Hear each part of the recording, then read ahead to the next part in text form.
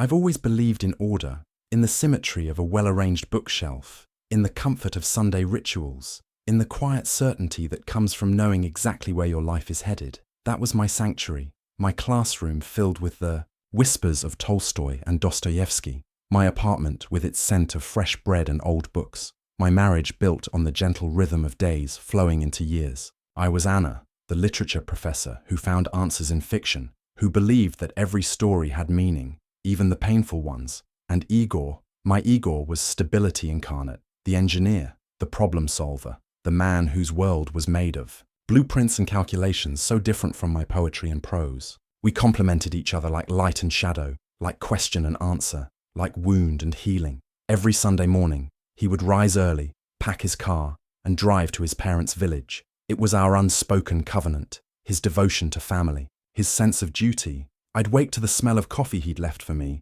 and spend hours carefully preparing preserves and dishes for him to take. Jars of pickles, containers of soup, freshly baked pies, each one a small testament of love, a way of being present, even in my absence. I'd watch him return in the evening, tired but fulfilled, and listen as he shared stories of village life, the fence he'd mended, the garden he'd tended, his mother's delight at my cooking. These moments, these quiet exchanges, they were the threads that wove the tapestry of our marriage. Or so I thought. Have you ever noticed how betrayal doesn't announce itself, how it creeps in silently, hiding in plain sight? In retrospect, the signs were there, a shadow that occasionally crossed his face, a distant look in his eyes when he thought I wasn't watching, moments of preoccupation I mistook for work stress. I tried to surround him with more care, more attention, believing my love could dispel whatever troubled him. Then came that Saturday morning, that pivotal moment that would cleave my life into before and after.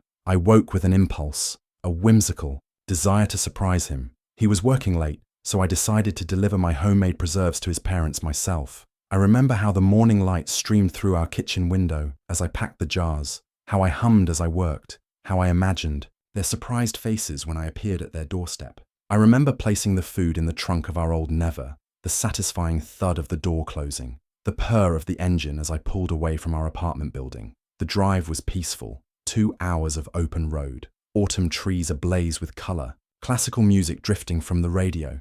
I felt free, happy, expectant, as if the universe itself was conspiring to create a perfect day. God, the cruelty of that illusion. I can still feel the gravel crunching beneath my tires as I turned onto the dirt road leading to his parents' cottage. I can still see the wooden house with its carved window frames, the garden bursting with late summer flowers. I can still feel my heart quickening with anticipation as I parked by the gate, eager to embrace them, to share in their joy. And then, time stopped. Not gradually like sand through an hourglass, but violently, like a record needle torn across vinyl. There on the porch stood Igor, my husband. But he wasn't alone. Beside him was a woman I'd never seen before, and in her arms was a child, a little boy no older than 5. The way Igor looked at them, it wasn't the look of a casual acquaintance or even a friend. It was the look of someone deeply connected, intimately invested. It was a look I hadn't seen in his eyes when he gazed at me in months,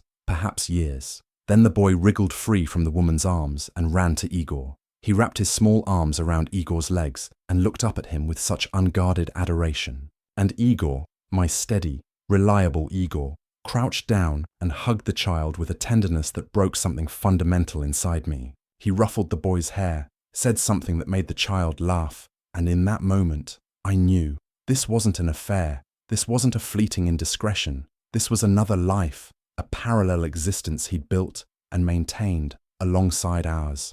A secret family hidden in plain sight, under the guise of Sunday visits to his parents. My knees nearly buckled, my vision tunneled. I couldn't breathe, couldn't think, couldn't move. The bag of preserves slipped from my fingers, but I caught it before it fell, a reflexive protection of something that no longer mattered. I stumbled back to the car before they could see me. I closed the door quietly, started the engine, and drove away. No dramatic confrontation, no screaming, just the silent implosion of everything I thought I knew. I don't remember the drive back. I know I pulled over at some point when the tears made it impossible to see. I know I screamed until my throat was raw, pounded the steering wheel until my hands were numb.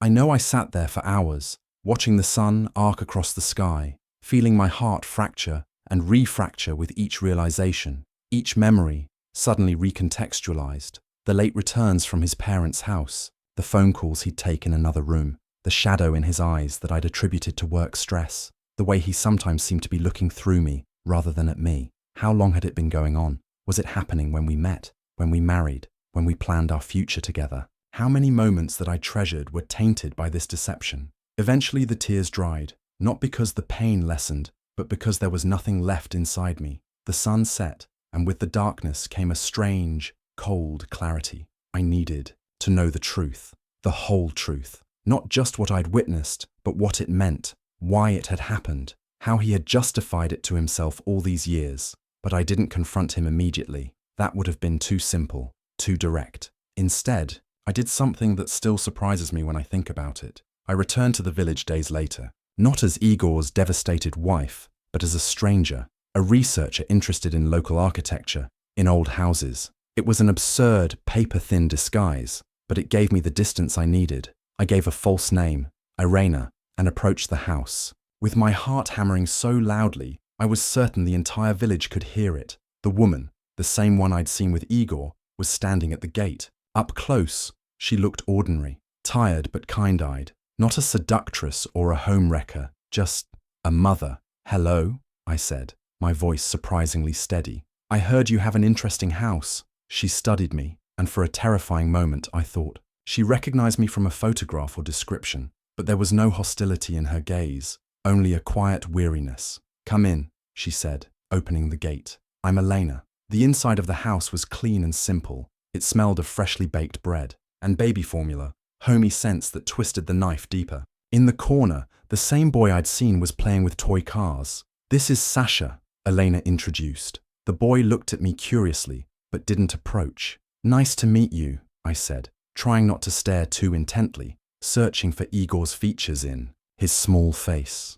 We sat at the kitchen table. Elena offered tea, and I accepted. In the silence, as she poured boiling water, I studied her. There was nothing extraordinary about her appearance, nothing that would explain why my husband had chosen to lead a double life for her. She was just a person, a mother trying to make it through each day. "Have you lived here long?" I asked, trying to keep the conversation going.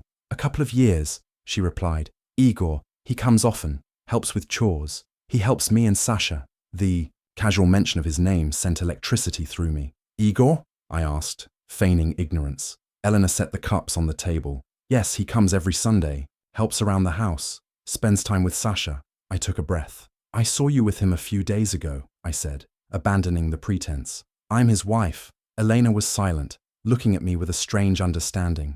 "I see," she said finally. "Igor didn't tell you." "No," I said. "I had no idea." Silence fell. The only sound was the ticking of the clock on the wall and Sasha's soft humming as he played. I felt like I was at an examination where the question had been asked, and my entire future depended on the answer. "Why?" I asked, breaking the silence. "Why didn't he tell me?" "You'd have to ask him," Elena replied. "But I think he was afraid of losing you." "And you?" I asked. "Do you love him?" Elena gave a sad smile. "I loved him once deeply, but that was a long time ago. Now, we just share responsibility for Sasha, nothing more. Igor comes as a father, as a friend, but not as a man. There's nothing between us anymore." I wasn't sure whether to believe her, but her voice carried such sincerity that doubt seemed unwarranted. "He loves Sasha more than life itself," Elena added, looking at her son. "He's a wonderful father, always caring, always helping. Sasha adores him." I looked at the boy,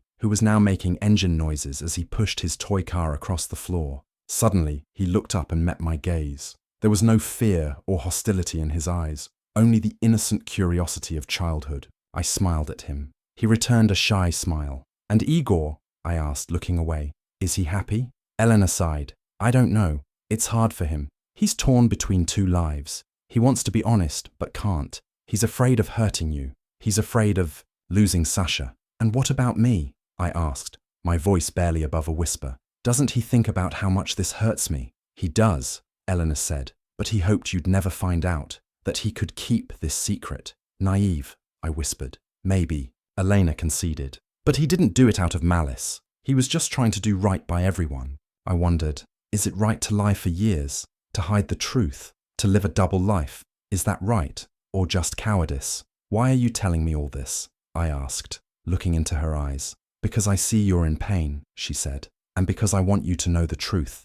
Igor is a good man. He doesn't deserve to be hated. He's just lost. Aren't you afraid I'll take him away from you? I asked. Elena shook her head. No, I know you won't. And even if you did, I wouldn't hold him by force. The main thing is that Sasha is happy. The rest will follow. I fell silent. The question that had been haunting me since that Saturday morning resurfaced. Can happiness be built on deception? I didn't know. I felt two opposing emotions battling within me. Anger and understanding, hurt and forgiveness. Thank you, I said, standing up. Thank you for the tea and the truth. You're welcome, Elena replied. If you want to talk, I'm always here. I left the house. Outside, the fresh air and bright sun awaited, but my heart remained dark and troubled. I got into the car and drove home, needing time to think, to figure out what to do next. At home, Igor was waiting. He sat on the couch, head bowed. When he saw me, he stood up. Where were you? He asked, his voice tight with anxiety. I looked at him. His eyes held fear and hope in equal measure. I was with Elena, I replied simply. Igor paled, but didn't deny anything. He didn't ask how I knew or what I'd seen. He just sank back onto the couch, as if a weight he'd been carrying had finally dragged him down. He spoke for a long time, haltingly, as if justifying himself to himself as much as to me. He told me about Elena, about their brief romance just before meeting me, about Sasha's birth, about how he couldn't abandon his child, about his sense of responsibility, about how he was afraid to tell me, afraid of losing me, afraid of shattering what we'd built together. I knew I was being despicable, he said, head bowed. I lied to you, but I didn't see another way. I didn't want to hurt you, Anna. I swear I never stopped loving you. I was silent. I looked at him, searching for the truth in his eyes. I saw remorse, pain, but also a stubborn resolve. He had made his choice long ago, and it wasn't just about him anymore. It never had been. That night passed in silence. We lay on opposite sides of the bed, a chasm between us that felt unbridgeable. I couldn't sleep.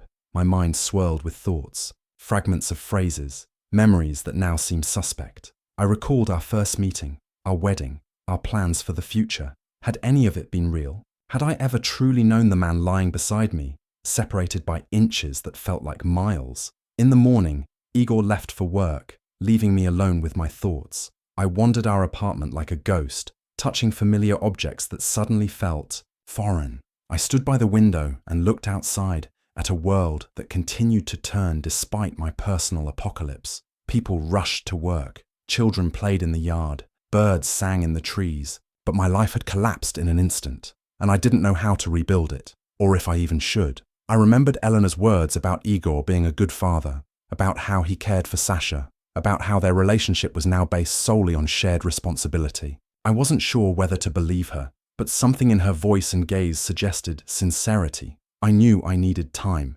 to think, to process, to decide. I couldn't simply forgive Igor, but I couldn't just leave him either. Too much bound us. Too much had been invested in our relationship to walk away without at least attempting to understand. The next day, I told Igor I needed to leave. I needed to be alone, to think things through. He didn't try to stop me. He understood I had that right. I went to our old dacha in a different village. I spent days walking in the forest, reading books that could no longer transport me, reflecting on a life that no longer felt like my own. I recalled all the moments I'd treasured, now wondering which had been genuine and which had been shadows of his other existence.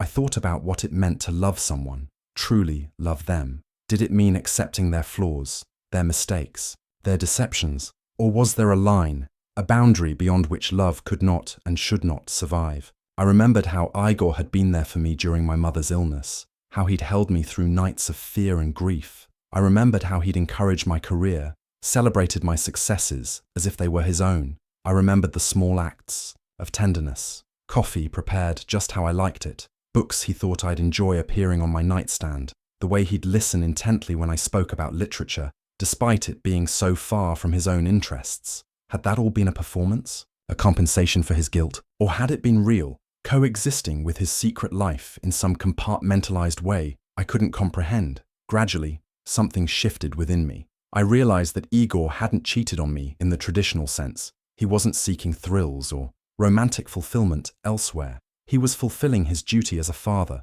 the only way he knew how. In his mind, perhaps, the deception had been a form of protection. For me, for Sasha, for the family unit he'd created with Elena, that didn't make his actions right. It didn't erase the betrayal or lessen the pain, but it allowed me to see him not as a villain, but as a deeply flawed human being who had made a terrible choice and then found himself unable to unmake it. One morning, after a week of solitude, I woke with a clarity I hadn't felt since before that fateful Saturday. I knew what I had to do. I packed my things and drove back to the city, to our apartment, to Igor. He was waiting for me. He sat on the same couch where I'd left him, as if he hadn't moved in days. When I walked in, he looked up, his eyes held. So much pain and hope that my heart ached despite everything. "I know everything," I said. "I understand." Igor was silent, waiting for me to continue, to pronounce judgment. "I've decided," I said. "I'm staying." Igor stood and approached me.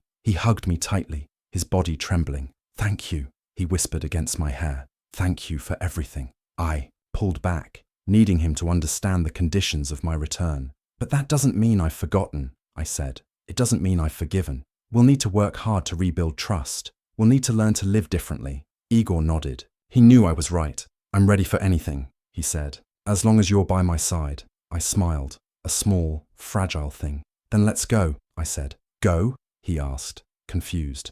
"To the village," I clarified. "To Elena and Sasha." Igor looked at me, surprised. "You want to meet them? Officially?" "Yes," I replied. "I want to know them.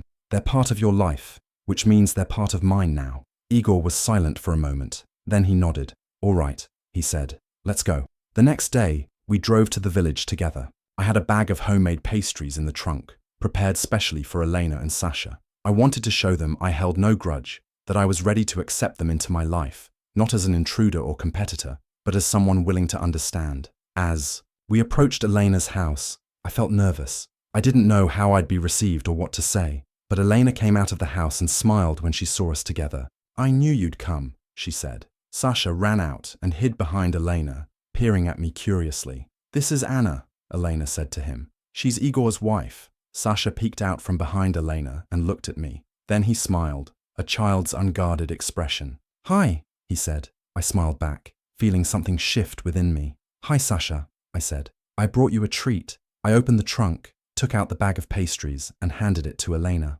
"This is for you," I said. "I hope you like it." Elena took the bag and thanked me. "Come inside," she said. "I'll put the kettle on." We entered the house, Sasha trailing behind us. We sat at the table drinking tea and talking about ordinary things. Weather, children, life. I felt strange, a mix of emotions I couldn't fully identify. On one hand, I was uneasy and uncomfortable, sitting in this house that represented my husband's betrayal. On the other, I felt a sense of peace, of rightness. I felt I was making the only choice that preserved both my dignity and the possibility of future happiness. Would you have done the same? Would you have found it in your heart to accept what couldn't be changed? Or would you have walked away, starting anew with the pieces of yourself that remained? I sometimes wonder, late at night when Igor is sleeping beside me, if I made this choice from love or from fear. Fear of being alone, of losing the life I'd built, of facing a future without the man who, despite everything, still held my heart. I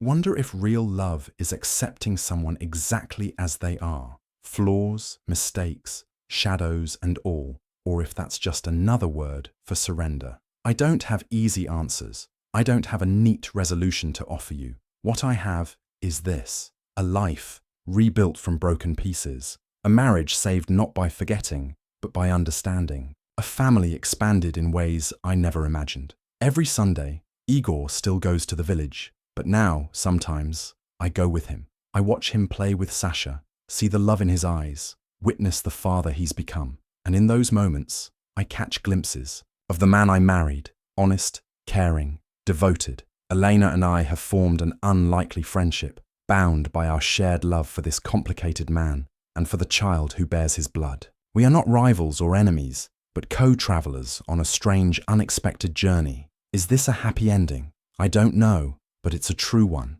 And perhaps that's all any of us can hope for. Not perfect happiness, but authentic living. Not the absence of pain, but its transformation into something meaningful. If it were your life, if it were your love, what would you have done differently? Because I still wonder, in those silent hours before dawn, if there was another path I could have taken, another choice that would have brought less pain and more joy. But then I see Sasha's smile when he spots me, hear Elena's laughter as we share tea, feel Igor's gratitude in the way he holds me at night, and I think perhaps this was the only way forward, through the heart of betrayal and out the other side, into a wider, more complex understanding of what it means to love, to forgive, to remain. We are still learning, still growing, still finding our way through this labyrinth we've created. But we're doing it together, step by uncertain step, day by imperfect day. And maybe that's what love really is. Not the fairy tale we're promised, but the messy, complicated truth of staying when everything in you wants to run, of building something new from the rubble of what was destroyed, of finding beauty in the broken places, of seeing someone at their worst and choosing them anyway.